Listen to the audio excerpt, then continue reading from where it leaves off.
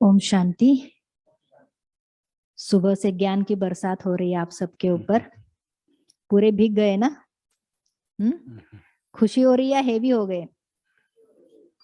हाँ, कई क्लैरिटी पता हो गई। स्वयं को भी जान लिया, परमात्मा को भी जान लिया, मेडिटेशन के क्या फायदे हैं उसको भी आप सभी ने समझा। तो उम्मीद करते हैं कई चीजें आपके क्लियर हुई होंगी। हो सकता है कि एक ही बार में सब कुछ ना भी क्लियर हो, लेकिन बेसिक बेसिक अगर थोड़ा भी समझ गए तो भी बहुत क्लैरिटी मिल जाती है। क्योंकि अब तक हम परमात्मा को बहुत अलग अलग रूपों में समझ रहे थे। दुनिया में भगवान कहने वाले भी बहुत अवतार है ना? खुद को परमात्मा कहने वाले भी कई है, लेकिन वास्तव में परमात्मा कैसा है, कितना निराकार है, हम सभी आत्माओं का पिता है, ये कई बातें आज हमने समझी। तो ये सब सुनने के बाद अगर आपको लगता है कुछ एक सवाल है जो आपको अंदर में थोड़ा सा क्लियर नहीं हुआ है, हो सकता है कई बातें हो जो आपको अभी इस लेवल पे क्लियर नहीं है, और ये आपका फर्स्ट सेशन है। जैसे राजयोग शिविर को हम 3 हिस्सों में करते हैं, वैसे अगर आप कोई भी नियर बाय सेवा केंद्र पर जाते हैं आपके नजदीक के, तो वहां पर 7 दिन का राजयोग मेडिटेशन कोर्स होता है। रोज 1 घंटा आपको समय देना होता है। आज एक लेसन, कल एक, परसों एक, ऐसे 7 दिन में 7 लेसन होते हैं। जबकि सभी सेंटर पे जाते हैं या 7 दिन कंटिन्यूस नहीं कर पाते हैं, इसलिए हमने जगदम्बा भवन में ये राजयोग शिविर ऑर्गेनाइज किया है। एटलीस्ट एक दिन में आपके 3 सेशन तो कवर हो। तो ऐसे हम 3 दिन करते हैं। ये आपका फर्स्ट डे था। तो जनरली हमने पिछले 2 महीनों से हम ऐसा कर रहे हैं, हर महीने के सेकेंड संडे हम राजयोग शिविर रखते हैं। जैसे मैंने बाद में सेपरेट कराया था, एक ग्रुप वहां छोटे हॉल में बैठा है, वो ग्रुप है जिनका आज तीसरा राजयोग शिविर का दिन है, और आप लोग वो हो जिनका आज पहला है। तो कुछ एक बातें ही आपको इस लेवल पर क्लियर हुई है। इसके अलावा भी बहुत गहरी बातें जो हमारे पर्सनल जीवन से कनेक्टेड है और हमारे पर्सनल जीवन को खुशहाल बनाने में मददगार है, ऐसी अनेक बातें आपके सामने और खुलती रहेंगे ये राज। तो अगले मार्च महीने में भी सेकेंड संडे मोस्ट प्रोबेबली वही होगा। आपको मैसेज मिल जाएगा व्हाट्सएप के थ्रू। या आप सभी एक बात ध्यान रखना, अगर किसी ने रजिस्ट्रेशन नहीं किया है तो जाने से पूर्व आप अपने रिसेप्शन पे आपका नाम, व्हाट्सएप नंबर, ईमेल आईडी जरूर देके जाना। क्योंकि कई बार हम ये मैसेज पूरे ग्रुप में सर्कुलेट नहीं करते हैं, क्योंकि आपका एक सेशन हो चुका है। अब जो बाकी नए आएंगे तो उनका तो नहीं हुआ है ना?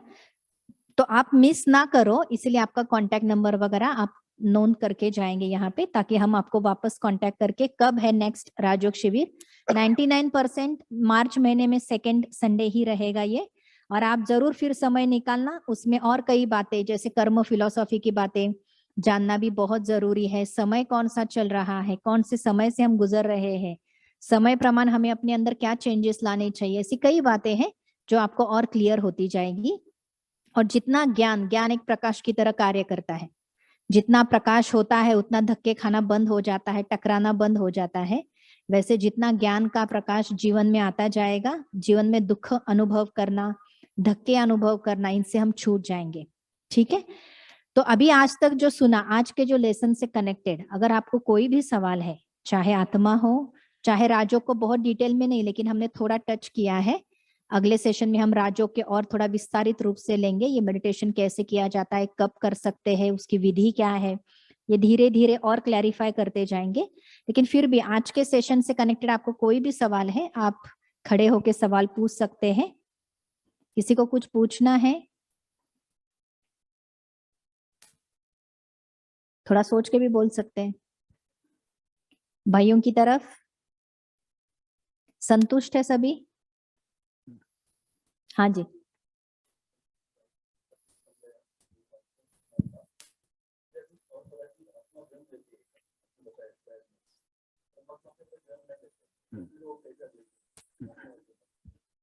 क्या आत्मा पुनर्जन्म लेती है?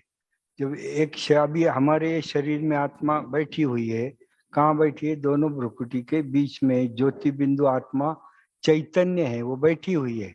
तो आत्मा क्या करती है, जब बूढ़ा हो जाते हैं तो वो शरीर छोड़ देती है, फिर दूसरा पुनर्जन्म लेती है दूसरे घर में। यहाँ आप शांत हो जाते हैं। आत्मा जब शरीर छोड़ती है तो शरीर शांत हो जाता है, बिल्कुल शांत, कुछ भी सुनता नहीं है, देखता नहीं, शांत होता है। और वही आत्मा फिर दूसरे शरीर में जाकर गर्भ में प्रवेश करती। साधारण एक 5 मास का जब गर्भ बनता है तो 5 मास के गर्भ में आत्मा जाकर के प्रवेश करती है। तब तक वो एक मांस का गोला ही होता है, समझा ना, मांस का एक गोला होता है। लेकिन जब आत्मा उसमें प्रवेश करती है तो माँ को वो रियलाइज होता है कि कुछ ना कुछ चेतनता आ गई है, कुछ ना कुछ अंतर आ गया है। माँ को रियलाइज होता है, क्योंकि आत्मा प्रवेश करती है, चुटपुट करना शुरू हो जाता है। तो ऐसा एक शरीर छोड़ आत्मा दूसरा शरीर धारण करती है। लेकिन परमात्मा ऐसा गर्भ में प्रवेश नहीं करता है। तो परमात्मा का जन्म अलौकिक होता है, एक ही बार होता है। सारे सृष्टि चक्र में हम 84 जन्म लेते हैं, परमात्मा सिर्फ एक जन्म लेता है। और वो भी कैसा, गर्भ से नहीं। ये ब्रह्मा जो है, पिता श्री ब्रह्मा, इनका पूर्वाश्रम का नाम दादा लेखराज था। इनकी आयु जब 60 वर्ष की हो जाती है तो इनके शरीर में पर काया प्रवेश होते हैं, समझा। उनके शरीर में ऊपर से परमात्मा प्रवेश होता है और इनके आंख के द्वारा देखता है, शक्ति देता है, इनके मुख के द्वारा बोलता है, समझा। तो ये इनका शरीर काम करने के लिए परमात्मा लेता है, प्रजापिता ब्रह्मा का शरीर, और वही उनका एक ही जन्म होता है, समझा। और वो भी दिव्य और अलौकिक। और वो जब चाहे तब इस शरीर में आ सकते हैं, जब चाहे तब ये शरीर से बाहर जा सकते। उनको कोई शरीर का बंधन नहीं होता है। हमारी आत्मा को क्या है, शरीर का बंधन है। एक तो एक बार आती है आत्मा शरीर में, एक बार आती है, और एक बार आई तो फिर वापस बीच बीच में नहीं जा सकती है। और समझो गई, हाँ, तो गई तो फिर गई। इसलिए लोग उसको बाहर जाने नहीं देते। डॉक्टर को बुलाओ, डॉक्टर को बुलाओ, क्योंकि आत्मा जाने का टाइम आ गया, समझा।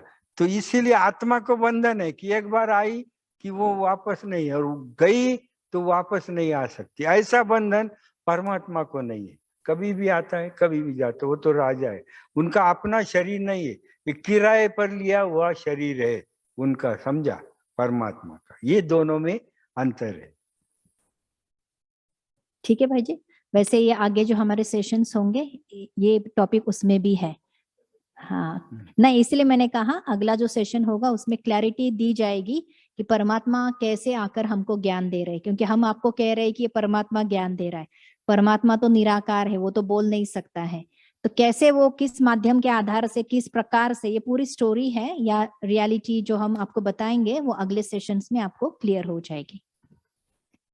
और कोई सवाल? अच्छा, आज हाँ जी।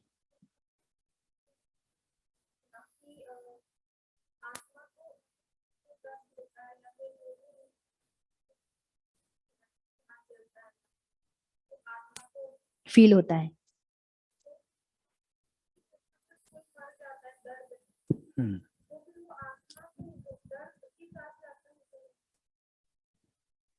नहीं, वो जो आत्मा जो है ना, समझो आत्मा को दर्द फील हुआ तो क्या होता है, ये कर्म का एक अकाउंट रहता है, समझा। अपने कर्म का शरीर के साथ जितना अकाउंट है ना, तब तक शरीर को सुख मिलता जाएगा, दुख भी मिलता जाएगा। और समझो बड़े दुख में, दर्द में उसने एक बार शरीर छोड़ा ना, तो फिर उसको कोई भी दुख नहीं होता है। जब तक बॉडी में है तब तक रहेगा। बॉडी को उसने लेफ्ट किया, दूसरे शरीर में गया, फिर ये दर्द उसको नहीं होता है। नहीं तो बॉडी को जलाते हैं ना, समझा ना।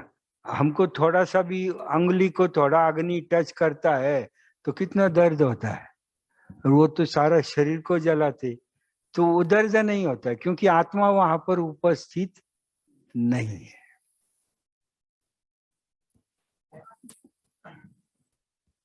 क्वेश्चन के संबंधित कि अगर आत्मा को अगर जब आत्मा शरीर छोड़ती है तो उसके साथ ये दुख दर्द नहीं,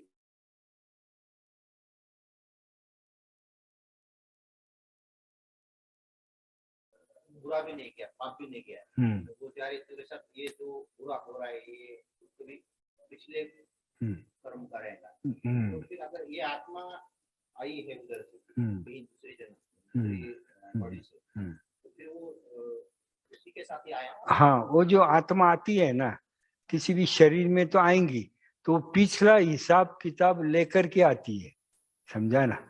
जब तक ये कर्म क्षेत्र पर है ना तो उसका कनेक्शन पिछले जन्मों के साथ भी होता है। भले वो शरीर गया लेकिन उसका कर्म का अकाउंट जो है वो नहीं गया, वो तो साथ में लेकर के वो जाती है, समझा। अगर किसी का उसने किसी को बहुत दुख दिया, किसी के आंख को ही खत्म किया, उसके कारण किसी की आंख गई, तो अगले जन्म में जन्म लेते समय ही अंधा होकर के पैदा होता है। अभी वो बच्चे ने क्या किया है, जन्म से ही कई लोग अंधे होते हैं। इसका कारण है कि पिछले जन्म में उसने किसी का न किसी की आंखें क्या की, खराब की, तो उसका रिटर्न उसको मिलता है। या बाकी संस्कार लेकर के आत्मा जाती है, रिकॉर्ड पिछला का भी उसके साथ होता है।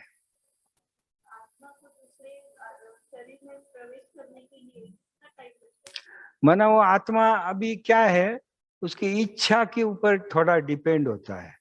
आमतौर पर ये माना जाता है कि 12 दिन तक वो सूक्ष्म देह में कुछ आत्माएं रहती है। जिस आत्मा का अधिक हिसाब किताब नहीं है वो जल्दी भी जाकर दूसरा शरीर लेती है। आमतौर पर 12 दिन तक रहती है। वो 13वां दिन करते हैं ना, तो वो सूक्ष्म देह से भी निकल जाती है, समझा। और किसी की भावना, एक्सीडेंटल डेथ होता है, जब एक्सीडेंटल डेथ होता है तो उसकी तृष्णा, भावना, कामनाएं अंदर बहुत रहती है, तो वो फिर 4-4, 6-6 माह, 2-2 साल भी सूक्ष्म देह में रह सकती है। बाकी आमतौर पर तो जल्दी शरीर छोड़ा दूसरा वो धारण करती है। अच्छा, अभी हम थोड़ा सवालों का सिलसिला पूरा करते हैं क्योंकि समय भी हो रहा है।